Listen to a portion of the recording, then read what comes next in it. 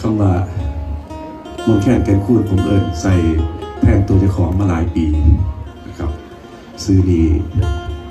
ถ้าคุณครูมาตั้งให้ผมก็คือสิบุมี่ครับ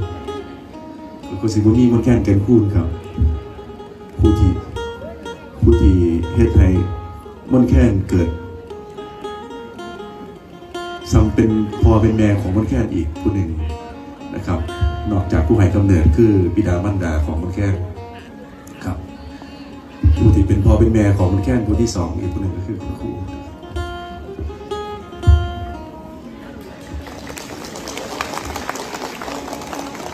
และอีกหลายๆท่านคือพี่น้องแฟนเพลงขอบคุณหลายๆ